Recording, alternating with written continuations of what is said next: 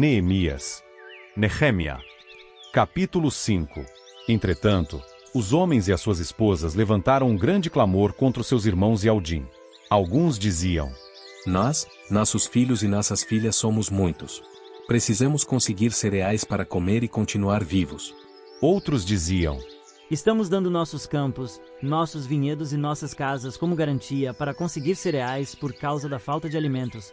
Ainda outros diziam: Pegamos dinheiro emprestado para pagar o tributo do rei, dando nossos campos e nossos vinhedos como garantia. Ora, nós e nossos irmãos somos da mesma carne e do mesmo sangue, e nossos filhos são como os filhos deles, mas ainda assim temos de sujeitar nossos filhos e nossas filhas à escravidão, e algumas de nossas filhas já são escravas. E não podemos fazer nada para impedir isso, porque nossos campos e nossos vinhedos já pertencem a outros. Ao ouvir seu clamor e essas palavras, fiquei muito irado. Então refleti com cuidado sobre esse assunto e comecei a discutir com os nobres e os subgovernadores, dizendo: Todos vocês estão exigindo juros do seu próprio irmão. Além disso, convoquei uma grande assembleia por causa deles. Eu lhes disse: Na medida do possível, nós compramos de volta os nossos irmãos Yaldim que tinham sido vendidos às nações. Mas agora vocês vão vender os seus próprios irmãos? Será que vamos ter de comprar de volta esses também? Diante disso ficaram calados, sem saber o que dizer. Então eu disse: O que vocês estão fazendo não é correto. Não deviam vocês andar no temor do nosso Criador para que as nações, nossos inimigos, não zombem de nós? Eu, meus irmãos e meus ajudantes também emprestamos dinheiro e cereais a eles. Por favor, vamos parar de emprestar com juros. Por favor, devolvam-lhes hoje mesmo seus campos, seus vinhedos, seus olivais e suas casas, bem como o centésimo do dinheiro, dos cereais, do vinho novo e do azeite que vocês estão exigindo deles como juros. Então eles responderam: Nós lhes devolveremos essas coisas e não exigiremos nada deles. Faremos exatamente o que você disse. Chamei, portanto, os sacerdotes e fiz aqueles homens jurar que cumpririam essa promessa.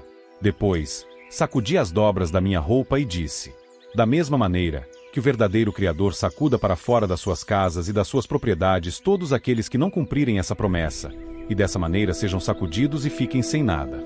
Então toda a congregação disse: Assim seja. E louvaram a Yahó. E o povo cumpriu o que prometeu.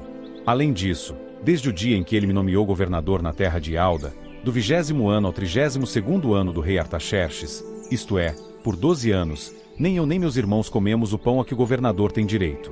Mas os governadores antes de mim tinham sobrecarregado o povo, e todo dia exigiam deles 40 ciclos de prata para comprar pão e vinho.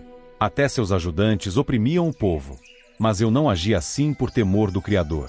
Além do mais, participei na obra desta muralha, e nós não adquirimos nenhum campo.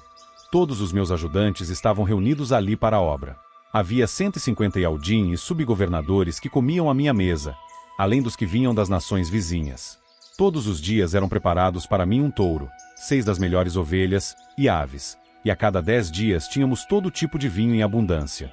Apesar de tudo isso, não exigi o pão a que o governador tem direito, porque o povo já estava sobrecarregado com o trabalho. Lembra-te de mim com favor, ó meu Criador, por tudo o que fiz em favor deste povo.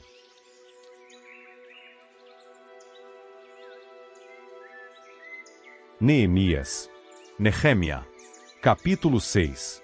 Assim que se informou a Sambalá, a Tobias, a Gesem, o árabe, e aos nossos outros inimigos que eu tinha reconstruído a muralha e que não havia nela mais nenhuma brecha, embora eu ainda não tivesse colocado as portas nas entradas, Sambalá e Gesem mandaram-me imediatamente a seguinte mensagem: Venha, marquemos para nos reunir num dos vilarejos do Vale de Ono.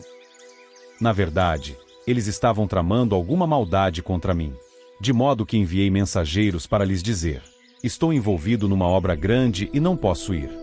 Porque a obra deveria ser interrompida enquanto eu me ausento para ir me encontrar com vocês? Eles me enviaram a mesma mensagem 4 vezes, e todas as vezes eu lhes dei a mesma resposta. Então Sambalá me enviou seu ajudante com a mesma mensagem pela 5ª vez, com uma carta aberta na mão. Nela estava escrito: Ouviu-se dizer entre as nações, e Gesem confirma, que você e os Yaldim estão tramando uma rebelião, e é por isso que estão reconstruindo a muralha. E segundo o que se diz, você será o rei deles. Além disso, você designou profetas para proclamarem em toda a cidade de El-Shalaim a seu respeito: Há um rei em Alda. Ora, Essas coisas serão comunicadas ao rei. Portanto, venha para conversarmos sobre isso.